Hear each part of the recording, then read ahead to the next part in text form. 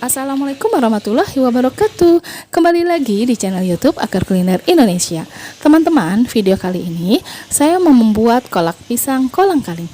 Bagaimana cara membuatnya? Tonton aja videonya sampai akhir. Seperti biasa, untuk mensupport channel ini, jangan lupa untuk di-subscribe, like, komen, tekan juga tombol loncengnya agar teman-teman tidak ketinggalan updatean video-video baru saya berikutnya. Terima kasih. Bahan utamanya ada pisang, ubi kuning, dan kolang-kaling. Ini semua setelah kita bersihkan. Bahan berikutnya di sini ada gula merah, gula pasir, santan, daun pandan, dan garam. Tahapan pertama di sini saya masukkan air kurang lebih 500 ml, lalu masukkan gula merah, ini 1/4 dan 4 lembar daun pandan. Nah, ini gula merah ini biasanya hanya mengeluarkan rasa manis atau legit aja ya, tidak terlalu manis, makanya saya tambahkan gula pasir. Nah, gula pasir ini fungsinya untuk mempertajam atau memperkuat rasa manis dari gula merahnya. Jadi kalau teman-teman mau rasa kolak itu lebih manis, saya sarankan tambahkan gula pasir. Lalu di sini masukkan juga garam kurang lebih 1 sendok teh sampai 1,5 sendok teh, tinggal nanti dikira-kira aja untuk rasa asinnya. Lalu masukkan ubinya. Teman-teman bisa gunakan ubi kuning atau ubi merah ya, biar warnanya lebih cantik. Lalu masukkan juga kolang-kalingnya. Ini ubi dan kolang-kaling saya masukkan di awal supaya kolang-kaling dan ubinya itu lebih matang lebih duluan, karena mereka lebih keras ya dibandingkan dengan pisangnya. Ini diaduk-aduk aja, jadi harus sering diaduk-aduk supaya tidak gosong karena ini ada mengandung gula merah. Nah, lalu di sini masukkan juga pisangnya. Kalau bisa gunakan pisangnya yang sudah matang banget ya, jadi kolaknya itu biar lebih enak. Nah, ini masukkan juga santannya. Santannya saya masukkan kurang lebih 1 liter atau 1000 ml.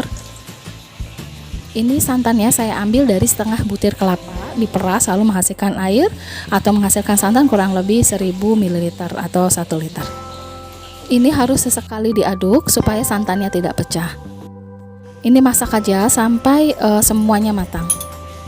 Ini kita cek, kalau misalnya ubinya sudah matang atau kolang-kalingnya sudah lembut, ini tandanya sudah matang. Nah, ini kita cek aja, kita belah.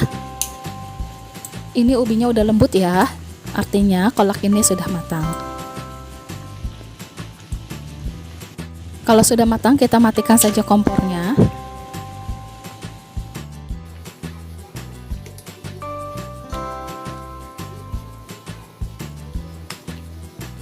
Kita sajikan langsung kolaknya. Di sini saya pindahkan ke dalam mangkok. Hasilnya seperti ini. Ini kolaknya cantik banget. Hasilnya seperti ini ya teman-teman.